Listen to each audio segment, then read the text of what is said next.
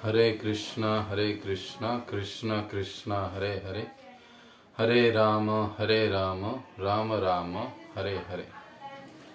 जय राधा माधव कुंज बिहारी, गोपीजन वल्लभ गिरिवरधारी।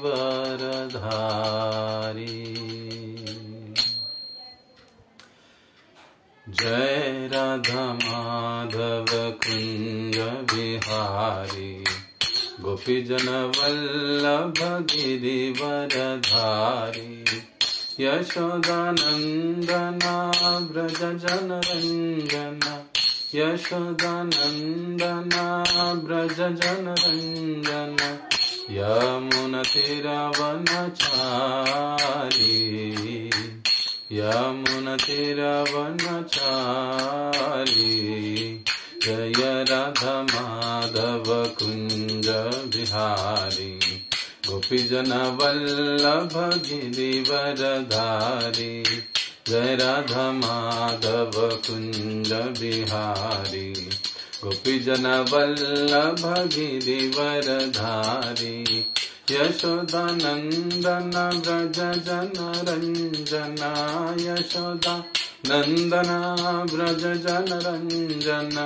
यमुनतीरवनचारी, यमुनतीरवनचारी।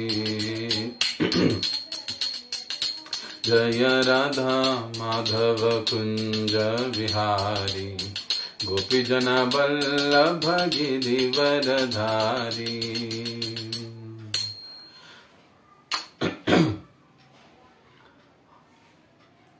हरे कृष्ण कृष्ण कृष्ण हरे हरे, हरे राम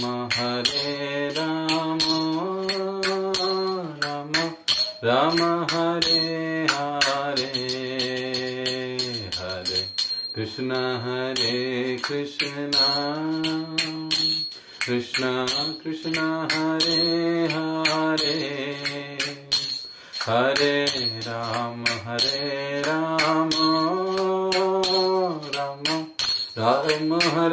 हरे। हरे कृष्ण कृष्ण कृष्ण हरे हरे, हरे राम राम हरे हरे। हरे कृष्ण कृष्ण कृष्ण हरे हरे, हरे राम राम राम हरे हरे। हरे कृष्ण कृष्ण कृष्ण हरे हरे, हरे राम राम राम हरे हरे। हरे कृष्ण कृष्ण कृष्ण हरे हरे, हरे राम राम राम हरे हरे। हरे कृष्ण कृष्ण कृष्ण हरे हरे, हरे राम राम राम हरे हरे। हरे कृष्ण कृष्ण कृष्ण हरे हरे, हरे राम राम राम हरे हरे। हरे कृष्ण कृष्ण कृष्ण हरे हरे, हरे राम राम राम हरे हरे। हरे कृष्ण कृष्ण कृष्ण हरे हरे, हरे राम राम राम हरे हरे। हरे कृष्ण कृष्ण कृष्ण हरे हरे, हरे राम राम राम हरे हरे। हरे कृष्णा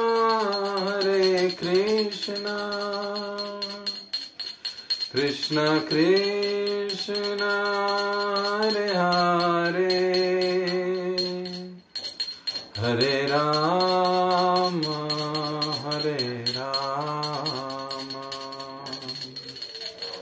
राम राम हरे हरे।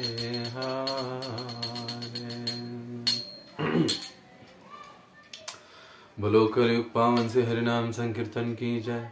श्री श्री राधा कुंज बिहारी भगवान की जय। श्री श्री निताय गौर सुंदर भगवान की जय। जगत गुरु श्रील प्रभुपाद की जय। ओम अज्ञानतिमिरन्धस्य ज्ञानाञ्जनशलाकया चक्षुरुन्मिलितं येन तस्मै श्रीगुरवे नमः। श्रीचैतन्यमनोभीष्टं स्थापितं येन भूतले स्वयं रूप कदा मह्यं ददाति स्वपदान्तिकं। वन्देऽहं श्रीगुरौ श्रीयुतपदकमलं श्रीगुरुन् वैष्णवांश्च।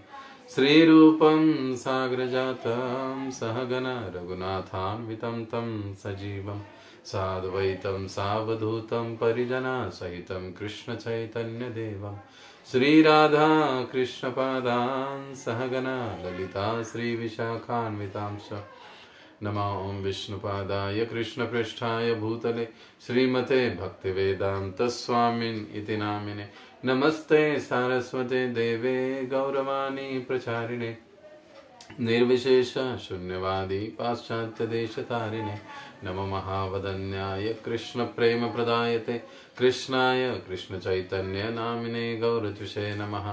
हे कृष्ण करुणा सिंधो दीनबंधो जगत्पते गोपेश गोपिका कांत राधा कांत नमस्तुते। तप्त कांचन गौरांगी राधे वृंदावनेश्वरी ऋषभानुसुते देवी प्रणमामि हरिप्रिये। वाञ्छाकल्पतरुभ्यश्च कृपा सिन्धुभ्येव च पतितानां पावनेभ्यो वैष्णवेभ्यो नमो नमः। जय श्री कृष्ण चैतन्य प्रभु नित्यानंद श्री अद्वैत गदाधर श्रीवासादि श्री गौर भक्तवृंद। हरे कृष्णा कृष्ण कृष्ण हरे हरे हरे राम राम राम हरे हरे। मूकं करोति वाचालं पंगुं लंघयते गिरिं यत्कृपातमहं वन्दे श्रीगुरो दीनतारिणम्। हरे कृष्णा। तो श्री गुरु पादाश्रय के इस 9वें सत्र में आप सभी भक्तों का हार्दिक स्वागत है। पिछले कई समय से मेरे कुछ ऑफिशियल रीजंस के कारण ये सत्र सेमिनार्स नहीं हो पा रहे थे, लेकिन इन किन प्रकार इनमें इसको वीडियो बनाकर मैं अपलोड कर रहा हूं ताकि आप भक्त लोग इसको बाद में भी देख सकते हैं। तो इस प्रकार से आप इस सिलेबस को, इस सेमिनार्स को पूरा कर सकते हैं। 1 से 8 तक तो हमारे सत्र हो चुके हैं, ये 9वां सत्र है। अब तक हम लोग लगभग 85 प्रश्नों के उत्तरों पर, हम अलग अलग प्रश्नों के उत्तरों पर हम चर्चा कर चुके हैं, उसको समझने का कोशिश किए हैं।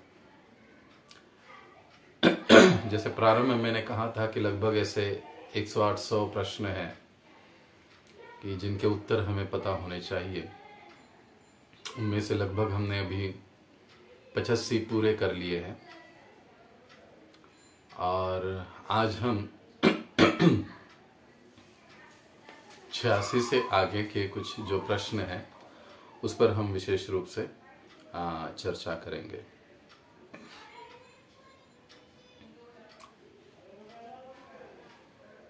तो आज का जो प्रारंभ है उसका जो पहला प्रश्न है 86, उसमें कई बार भक्तों को जो दीक्षा की परीक्षाएं होती है, ओरल एग्जाम होता है, उसमें एक प्रश्न पूछा जाता है और ये महत्वपूर्ण होता है कि क्या मृत्यु के बाद जीवात्मा भगवान में लीन हो जाता है, हाँ या ना। अगर हाँ तो क्यों और कैसे, और अगर ना तो क्यों नहीं। हमारे वैष्णव सिद्धांतों के अनुसार, विशेषतया गौड़ीय संप्रदाय के अनुसार, हमारे आचार्यों ने जो हमें कहा है, जो हम अलग अलग 5 प्रकार की जो मुक्तियां हैं उसका वर्णन हम सुनते हैं, उसमें भगवान में लीन होना यह एक प्रकार की मुक्ति है। पिछली सत्रों में हम इस पर चर्चा कर चुके हैं कि मुक्तियों के 5 प्रकार कौन से हैं, उसका वर्णन कीजिए। तो भगवान में लीन होना, इसका मतलब है कि आत्मा परमात्मा से एक हो जाता है, लीन हो जाता है। उसका कोई स्वतंत्र, यानी आत्मा का कोई स्वतंत्र अस्तित्व नहीं रहता है। उसे कहा जाता है लीन होना, विलीन होना। हम विशेषतया भारत में भी देखते हैं, और आजकल तो बाहर भी पाश्चात्य देशों में भी देखा जाता है कि कई सारे अध्यात्मवादी अपने आप को भगवान में विलीन करने की बात करते हैं कि हमें अस्तित्व ही नहीं चाहिए, क्योंकि हमारा जो ये अस्तित्व है, ये अस्तित्व ही हमारे दुखों की जड़ है, मूल कारण है। अगर हमारा अस्तित्व ही नहीं रहेगा तो दुख और ये जन्म मृत्यु का प्रश्न ही उत्पन्न नहीं होगा। जन्म मृत्यु के इस चक्र का प्रश्न ही नहीं उत्पन्न होगा। लेकिन ये अध्यात्मवादी जो होते हैं, इस प्रकार से बातें करते हैं, कैवल्यवादी भी उनको कई बार कहा जाता है, विशेषतः ज्ञान योगी पंथ में, ज्ञान योग के पंथ में, निराकारवादियों में इस प्रकार की कई बार बातें हमको सुनाई देती है, सुनने को मिलती है। यहां तक कि कई बार लोग साकारवाद की बातें करते करते अंत में हमारा उद्देश्य भगवान में लीन होना है, ऐसे भी कह देते हैं। लेकिन ये लोग ये नहीं समझ पाते हैं कि भगवत गीता जैसे प्रामाणिक ग्रंथ में भगवान में आत्मा का लीन होना, इस स्थिति को मान्यता नहीं दी है। गीता में भगवान स्पष्ट रूप से कहते, बहुनी में व्यतीतानि जन्मानि तव चार्जुन तान्यहम वेद सर्वाणि नत्वम वेत्त परंतपः।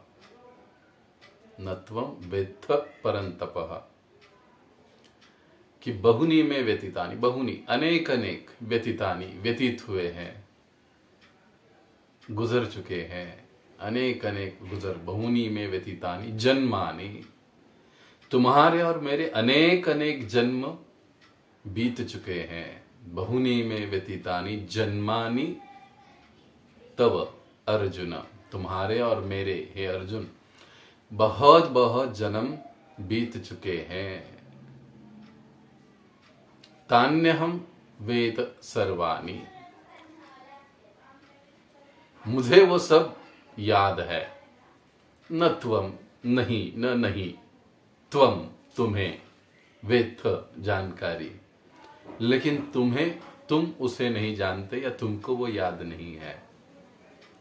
यानी भगवान यहाँ पर ये बात बताते हैं, श्रील प्रभुपाद जी तात्पर्य में समझाते हैं कि जीव और भगवान, आत्मा और परमात्मा, अंश और अंशी, इनका अस्तित्व हमेशा के लिए बना रहता है। बहुनी में व्यतीतानि।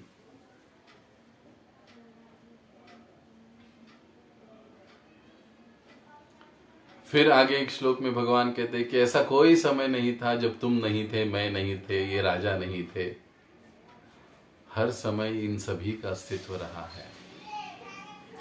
तो अब ये जो विलीन होने की बात है, देखा जाए भगवान श्री कृष्ण की दृष्टि से, जो कि परम अधिकारी व्यक्ति है, उसे भी मान्यता नहीं देते, क्योंकि जीव का भगवान में विलीन होना यह जीव की वैधानिक स्थिति नहीं है।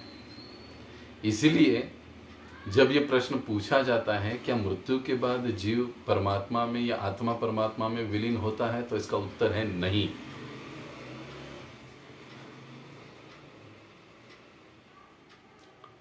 अब नहीं तो क्यों?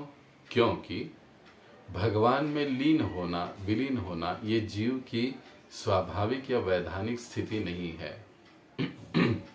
श्रील प्रभुपाद जी बहुत सुंदर और सीधा उदाहरण देते हैं। जिस प्रकार से माता के गर्भ से जब एक बालक बाहर आता है तो पुनः वो माता के गर्भ में नहीं जा सकता, उसी प्रकार से जीव जो कि भगवान के अंश है वे पुनः जीव में सदा सदा के लिए विलीन नहीं हो सकते। हाँ, कुछ समय के लिए वो भगवान के शरीर में रहते हैं, विद्यमान होते हैं, लेकिन कुछ समय के पश्चात वे वहां से पुनः बाहर निकाल दिए जाते हैं।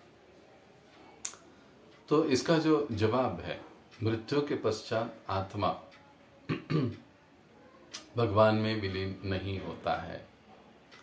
तो फिर हम जो गौड़ीय संप्रदाय है, हमारा क्या होता है?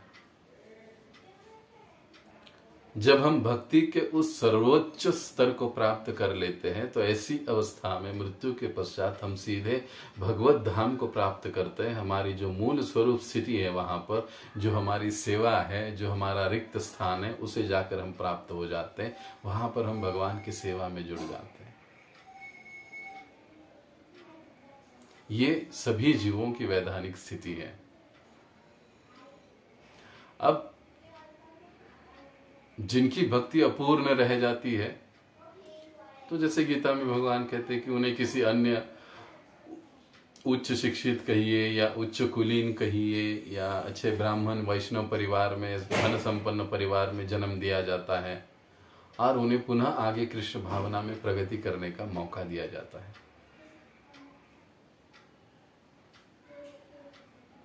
सर्वसाधारण व्यक्ति जो भक्त नहीं है, उसका मृत्यु के पश्चात क्या स्थिति होती है?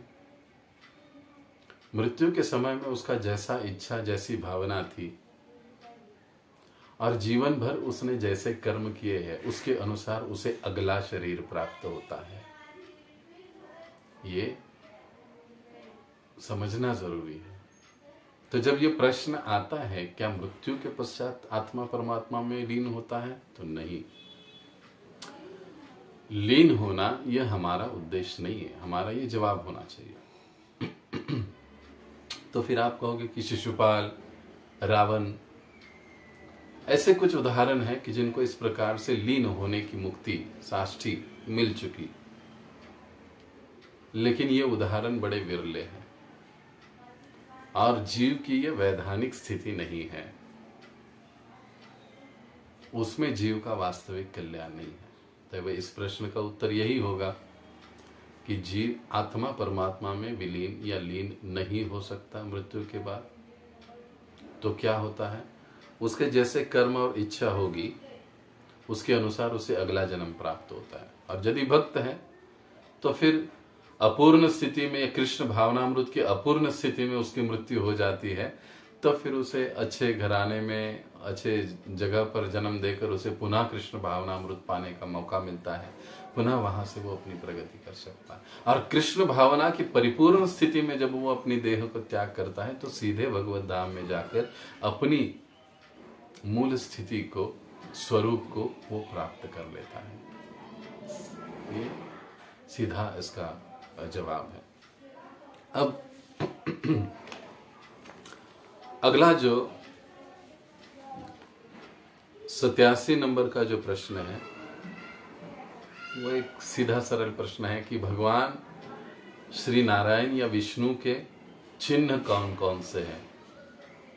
शंख, चक्र, गदा और पद्म, ये भगवान विष्णु के या नारायण के 4 चिन्ह, या कई बार इसको आयुध भी कहा जाता है, माने जाते हैं। शंख से वो अपने भक्तों को दिव्य ज्ञान प्रदान करते हैं, जैसे कि ध्रुव महाराज। शंख, उसके बाद चक्र, चक्र से वो अपने भक्तों की रक्षा करते हैं, गोवर्धन लीला। शंख चक्र गदा, गदा से वो असुरों का, राक्षसों का संहार करते हैं। हिरण्याक्ष याद करिए। और पद्म चौथा, पद्म से वो सारे जगत को या जीव मात्र को प्रेम का संदेश देते हैं या प्रेम को प्रदान करते हैं। ये उनके चिन्हों का, आयुधों का एक प्रकार से वैशिष्ट या कार्य कहा जाता है। तो ये हमको पता होना चाहिए और इसी प्रकार से इसका जवाब भी होना चाहिए। अब अगला जो प्रश्न है वो थोड़ा प्रैक्टिकल है कि कृष्ण भावना का स्वीकार करने के बाद भी, यानी हम कृष्ण भक्ति कर रहे हैं, रोज 16 माला जप, 4 नियमों का पालन आदि आदि सारी चीजें कर रहे हैं, लेकिन फिर भी हमारे जीवन में कुछ संकट है, कुछ तकलीफें, कुछ दुख है, कुछ अड़चने हैं, वो चल रही है, आ रही है। तो ऐसी स्थिति में हम इन समस्याओं का, इन अड़चनों का, इन दुखों का, इन कठिनाइयों का सामना कैसे करेंगे? किस चेतना से या किस भाव से हम करेंगे या हमें करना चाहिए? ऐसा प्रश्न भी प्रायः कई बार पूछा जाता है।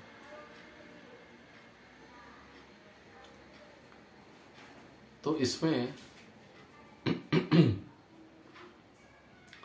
जो जवाब है हमारा, वो जवाब यही होना चाहिए कि ऐसी स्थिति में भले हम भक्त हैं, भक्त होने के बाद भी हमारे जीवन में समस्या आ रही। कई बार हम लोगों का आरंभ में ये धारणा होता है कि अरे मैं भक्ति करूंगा, मैं भक्त बन जाऊंगा तो मेरे जीवन से सारी कठिनाइयां दूर हो जाएगी, मुश्किलें दूर हो जाएगी आदि आदि।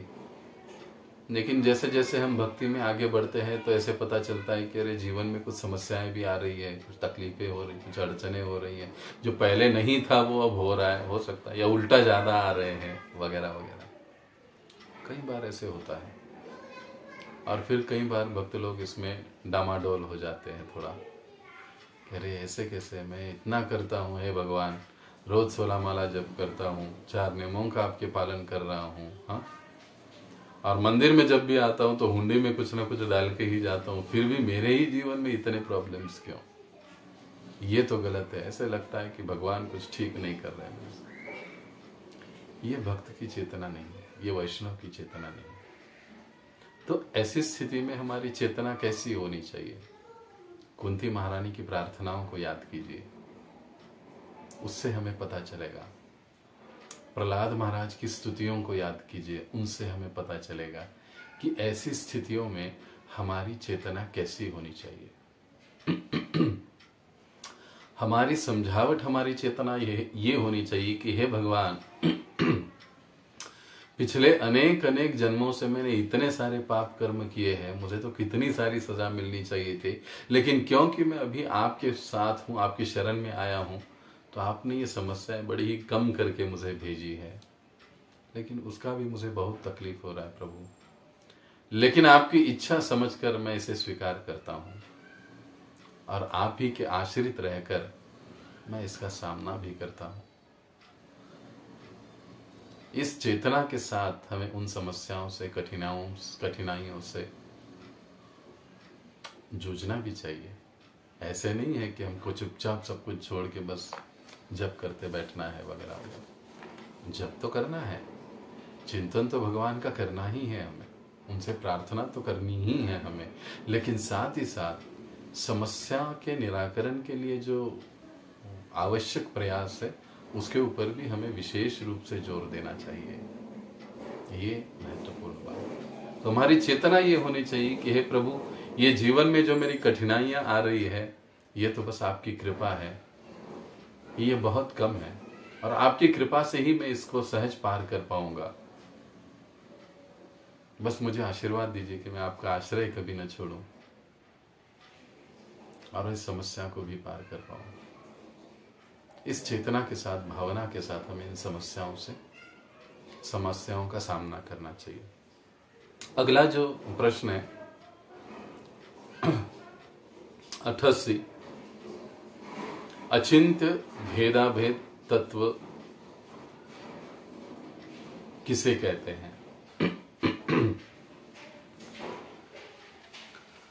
अब अनेक प्रकार के सिद्धांत या तत्व हैं, उसमें से यह अचिंत्य भेदाभेद तत्व हम गौड़ीय संप्रदाय भक्तों को श्री चैतन्य महाप्रभु की एक अमूल्य भेंट है।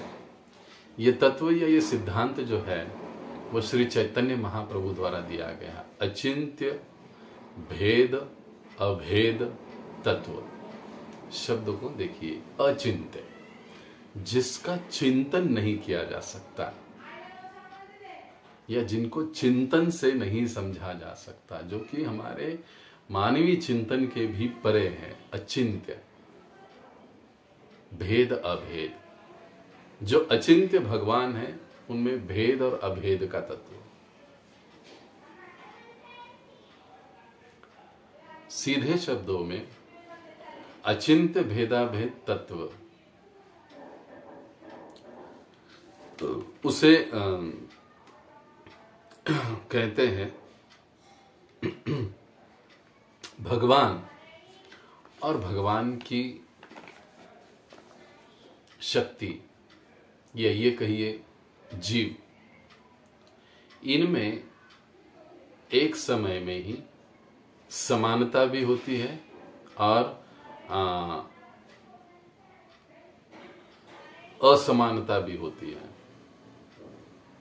उसे अचिंत्य भेदाभेद कहते हैं। यानी जीव और भगवान एक है भी और नहीं भी।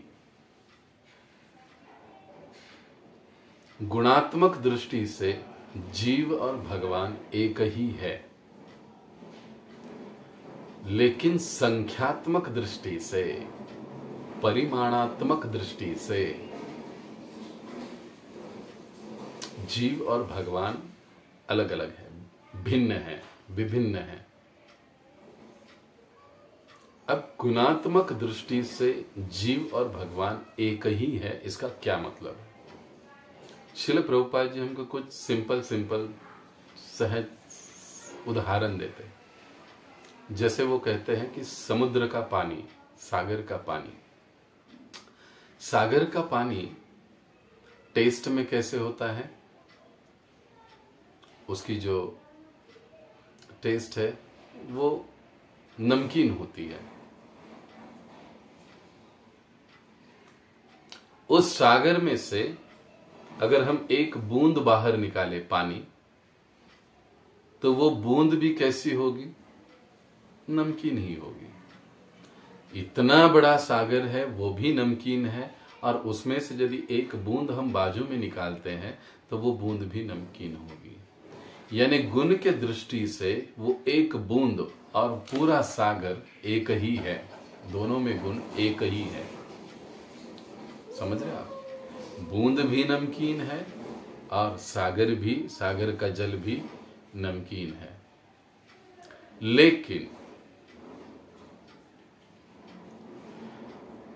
गुणात्मक दृष्टि से एक ही है, इसे ही कहते हैं कि बूंद भी नमकीन, सागर भी नमकीन। लेकिन संख्यात्मक दृष्टि से सागर में जितना नमक पाया जाता है उतना नमक एक बूंद में पाया जा सकता है क्या? नहीं। भगवान में जो गुण है, मतलब एक मान लीजिए भगवान में एक गुण है विशेष रूप से कि भगवान ऐश्वर्यशाली है।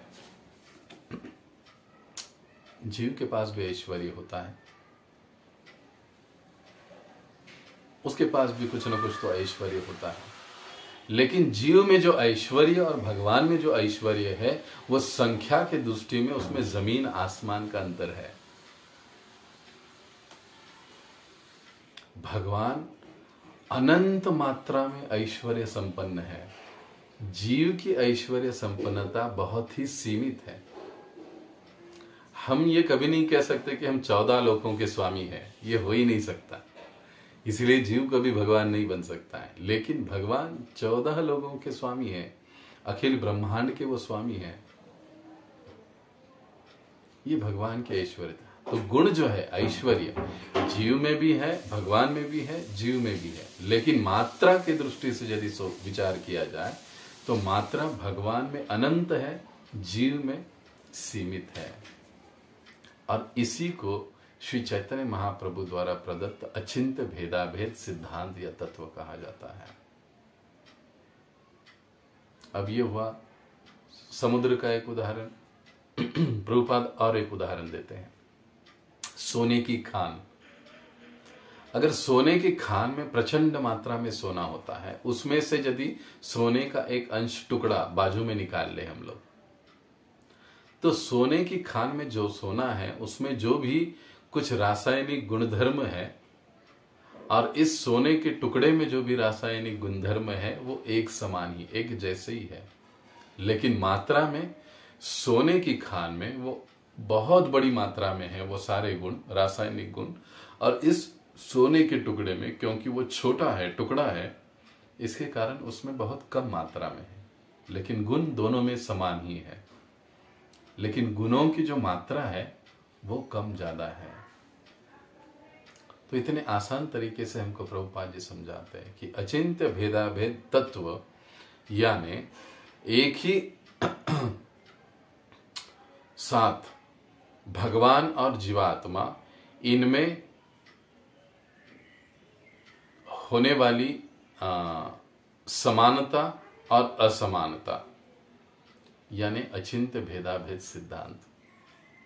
जीव समान भी है और समान नहीं भी है भगवान के, इसे अचिंत्य भेदाभेद तत्व कहा जाता है। तो ये संक्षेप में हुआ अचिंत्य भेदाभेद तत्व का मतलब क्या है।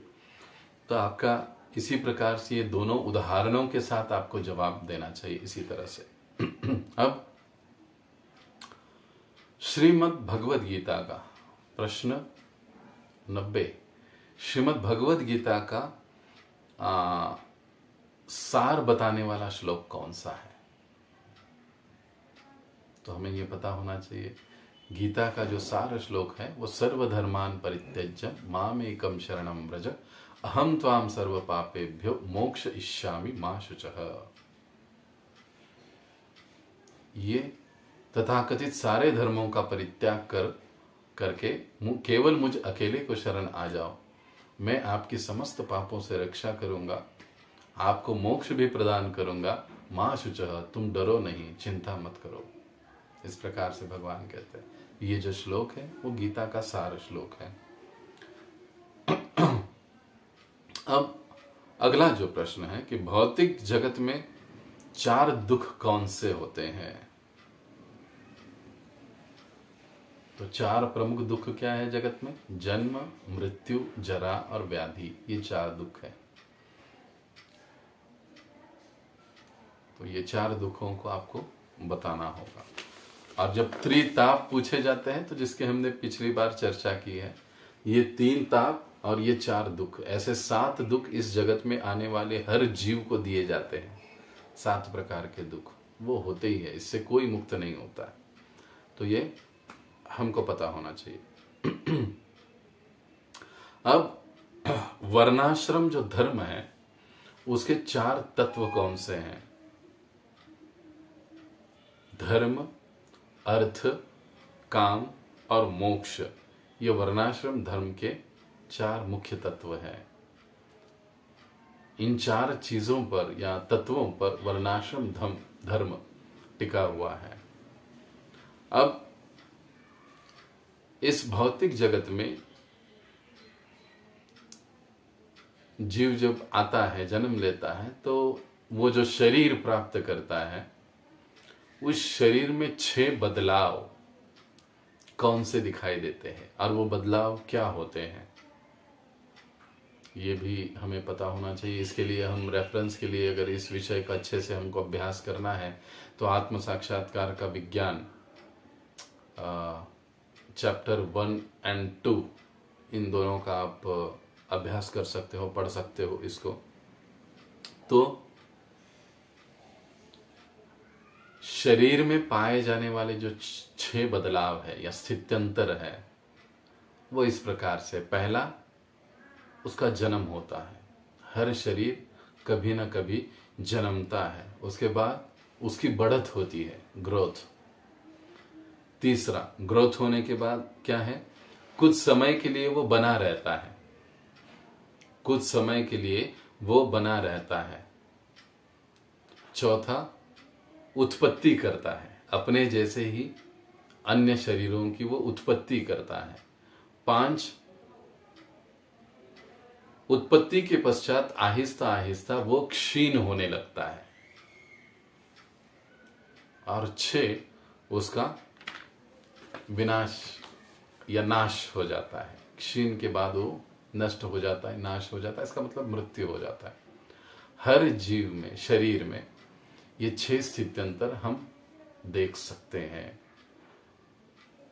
हर सजीव में हम ये 6 स्थित्यंतर देखते हैं, बदलाव देखते हैं, जो कि अनिवार्य होते हैं।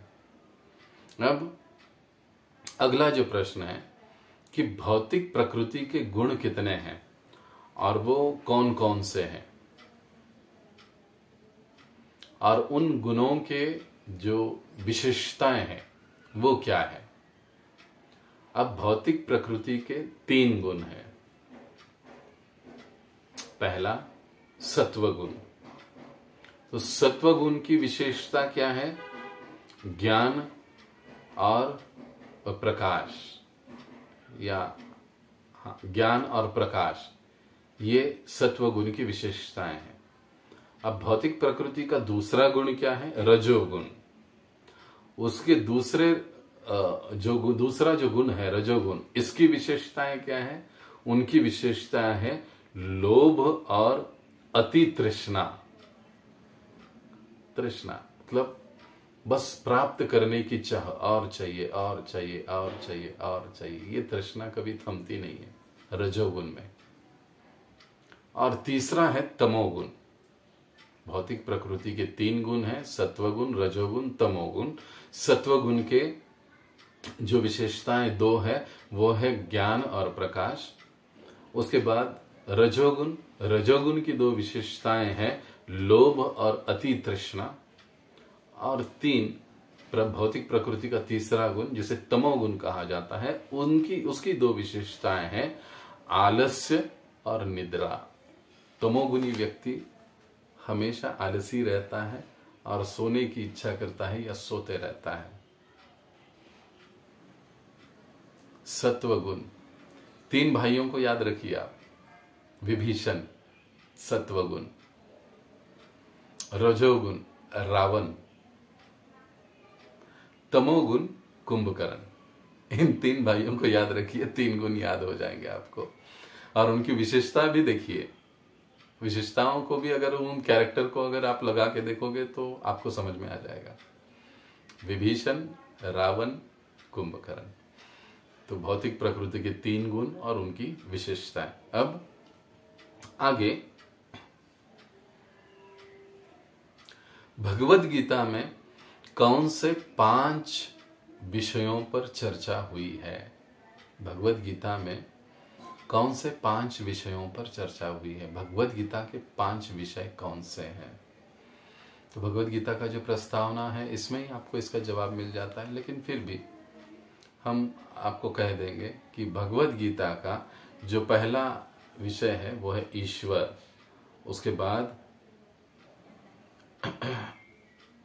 प्रकृति, ईश्वर, जीव, प्रकृति, काल और कर्म। ये 5 भगवद गीता के विषय है। ईश्वर, जीव, प्रकृति, काल तथा कर्म, ये 5 भगवद गीता के विषय हैं। इसमें से ये जो पहले 4 विषय हैं वो शाश्वत है, और जो कर्म है वो अशाश्वत है। कर्म बदला जा सकता है। आप ईश्वर नहीं बदल सकते, जीव को नहीं बदल सकते, आप प्रकृति को नहीं बदल सकते, आप काल को नहीं बदल सकते, लेकिन आप कर्म को बदल सकते हो अपने। इसीलिए पहले 4 तत्वों को शाश्वत तत्व कहा गया है और 5वें को अशाश्वत तत्व कहा जाता है, क्योंकि वो बदला जा सकता है। अब अगला जो प्रश्न है,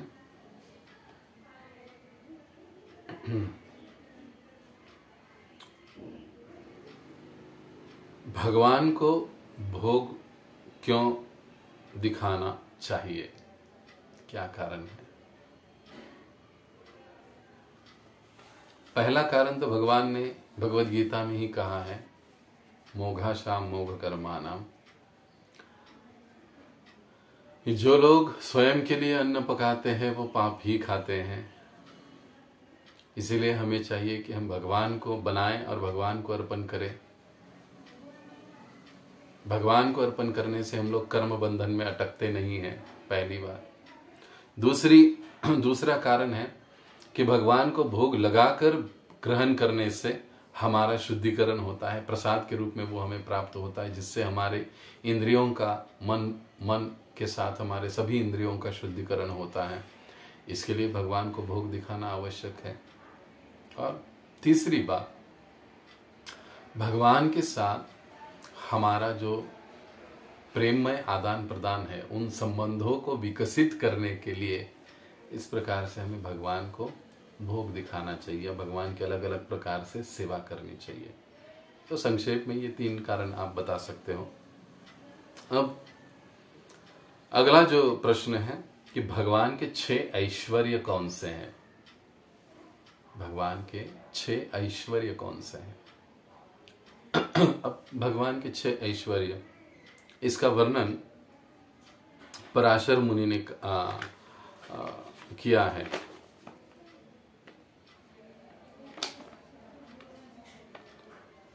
ऐश्वर्यस्य समग्रस्य वीर्यस्य यशस्य श्रियः। वो क्या कहते हैं?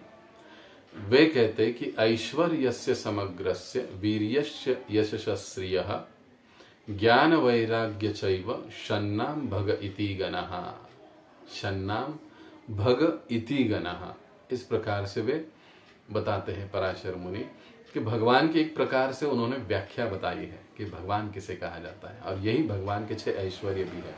ऐश्वर्यस्य यानी संपूर्ण ऐश्वर्य भगवान के पास है। भगवान के जितना धनवान कोई नहीं है।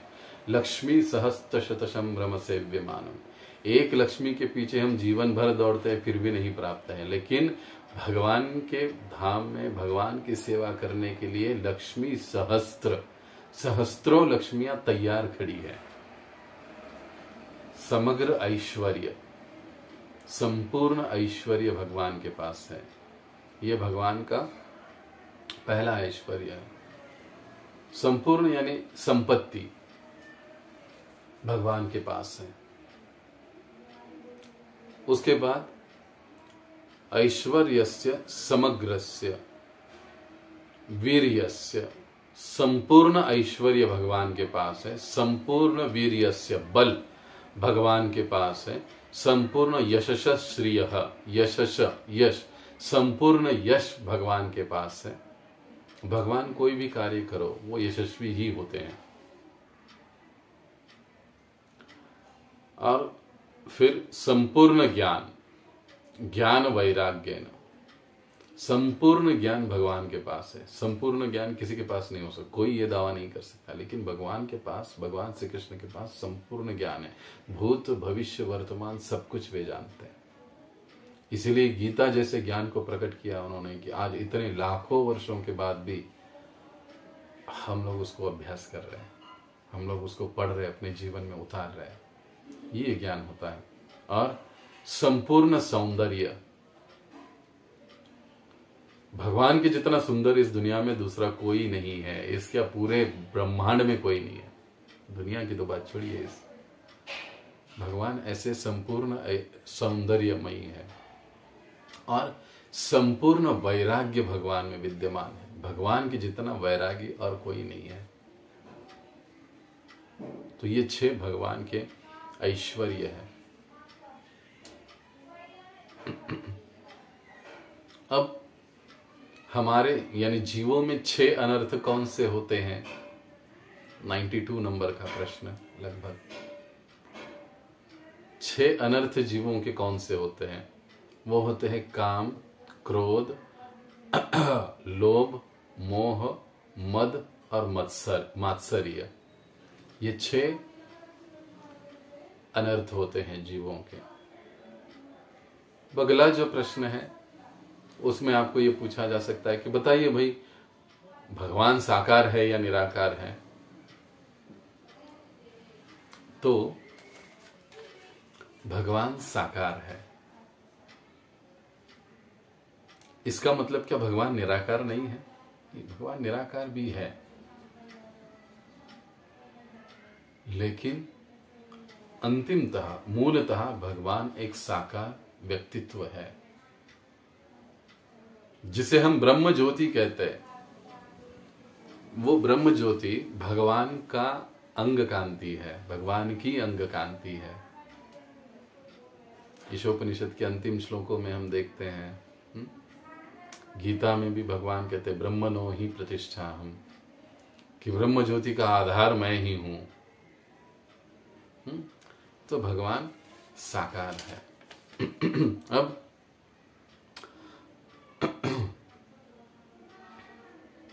नवविधा भक्ति बताइए, भक्ति के 9 प्रकार।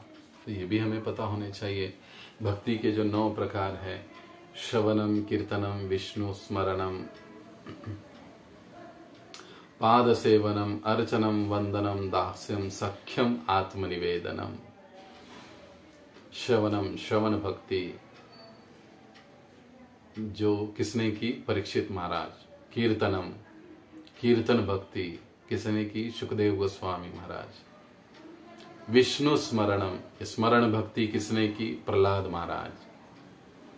पाद सेवनम, पाद सेवनम भक्ति कौन करता है? लक्ष्मी देवी। अर्चनम, अर्चनम भक्ति किसने की? पृथु महाराज। दास्यम, वंदनम, क्षमा करें, वंदनम भक्ति किसने की? अक्रूर जी ने की। वंदनम। दास्यम, दास्य भक्ति किसने की? हनुमान जी ने की। सख्यम, सख्य भक्ति किसने की? अर्जुन ने की, सुदामा ने की। आत्मनिवेदनम, अपना सर्वस्व संपूर्ण समर्पण, आत्मसमर्पणम किसने? अपने आप को भी किसने समर्पित किया? बलि महाराज। और ये सारी नवदा भक्ति एक साथ किसने की? अम्बरीश महाराज। तो इस प्रकार से इस प्रश्न का आपका उत्तर होना चाहिए। परम सत्य को जानने के 3 स्तर कौन से हैं? ब्रह्म, परमात्मा और भगवान। ब्रह्म, परमात्मा और भगवान, ये 3 स्तरों में हम परम सत्य को जान सकते हैं। जब व्यक्ति भगवान को जानता है तो इसका मतलब उसने परमात्मा और ब्रह्म स्तर की साक्षात्कार पहले ही कर लिया है। लेकिन जो ब्रह्म ज्योति या ब्रह्म का साक्षात्कार किया है, इसका मतलब ये नहीं कि उसने परमात्मा और भगवान का साक्षात्कार किया है। ठीक उसी प्रकार से 10वीं में जो व्यक्ति गया है, उसका मतलब 10वीं कक्षा जो अभी पढ़ रहा है, उसका मतलब क्या है कि उसने पहली, दूसरी, तीसरी, चौथी कक्षा उत्तीर्ण कर ली है, तभी तो वो 10वीं में है। उसी प्रकार से जो हम भक्त कृष्ण भक्ति, कृष्ण भावना में लगे हुए हैं, इसका मतलब ये कि हमने ब्रह्म और परमात्मा साक्षात्कार हमारा पहले ही हो चुका है। अब हम भगवत साक्षात्कार की ओर चल रहे हैं, जो कि चरम गंतव्य है। तो परम सत्य जानने के जो 3 स्तर है, वो है ब्रह्म, परमात्मा और भगवान। सर्वोच्च स्तर भगवत साक्षात्कार है। चैतन्य महाप्रभु के माता पिता का नाम क्या है? 94। जगन्नाथ, क्षमा करें, श्री चैतन्य महाप्रभु के पिता का जो नाम था वो जगन्नाथ मिश्र, और माता का जो नाम था वो शची माता। ये उनका नाम था। अब ये भी प्रश्न हो सकता है, कई बार हमने सुना भी है कि जीव का स्वरूप क्या है। तो आपका उत्तर एक ही लाइन में होना चाहिए, जीवेर स्वरूप है कृष्णेर नित्य दास। भगवान श्री कृष्ण का वो नित्य सेवक है, दास है, यही जीव का स्वरूप है।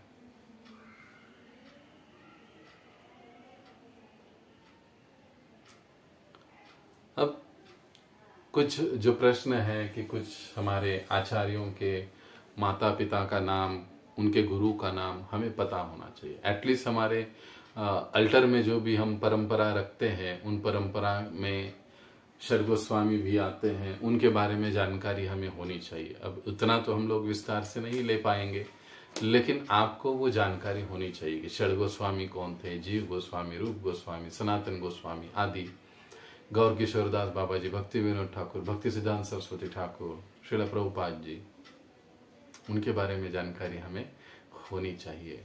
ये आवश्यक है, बहुत नहीं लेकिन संक्षेप में उनके माता पिता, उनका जन्म, उनके कुछ कार्य, उनकी कुछ लीलाएं, एक आध दो, इतना तो हमें याद होना चाहिए। उसके संबंधित कई सारे प्रश्न हैं अब यहाँ पर, तो ये हमें पता होना चाहिए। हम अल्टर में जो भी परंपरा हमारी रखते हैं उस परंपरा के बारे में, और विशेष रूप से जिन गुरुओं से हम दीक्षा ले रहे हैं उनके बारे में भी हमें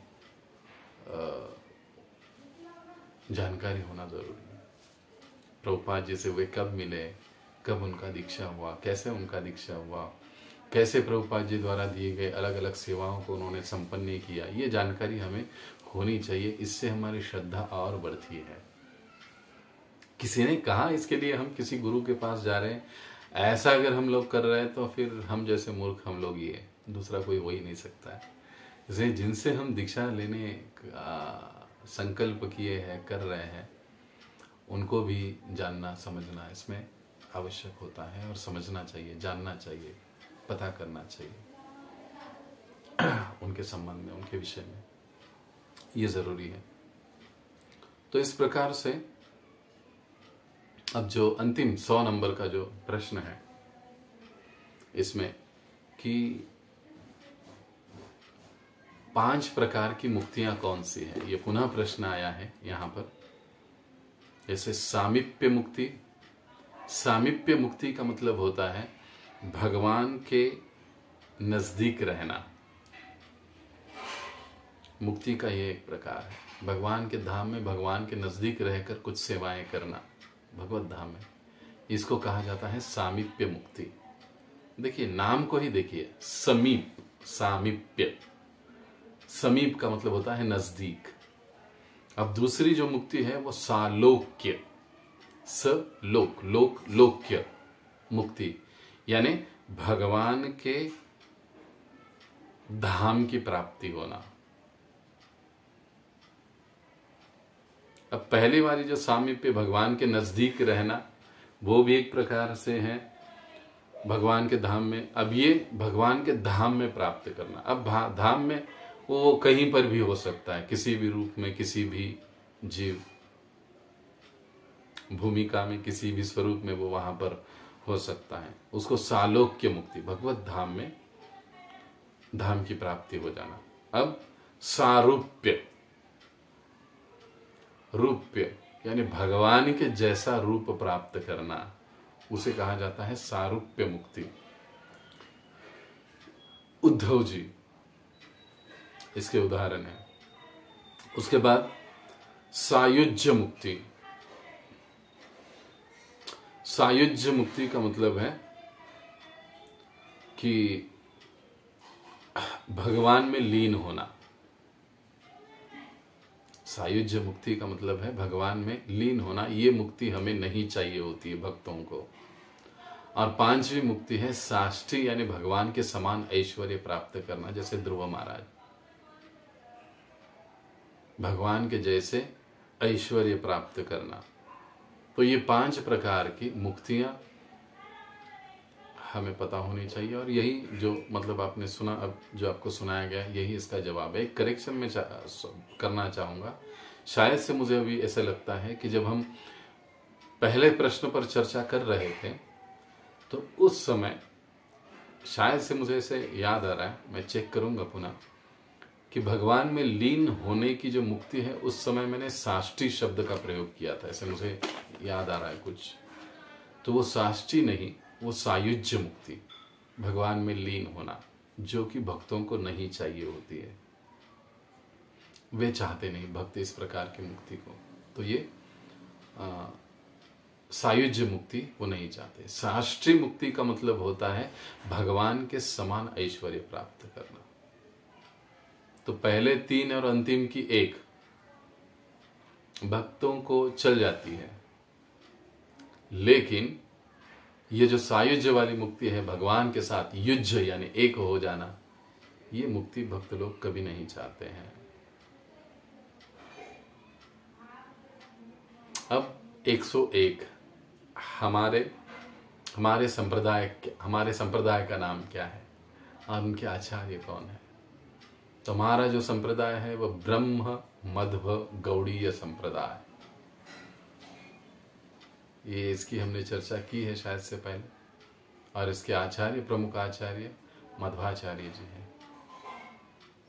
गौड़ीय संप्रदाय में श्री चैतन्य महाप्रभु प्रमुख माने जाते हैं। तो इस प्रकार से, तो क्योंकि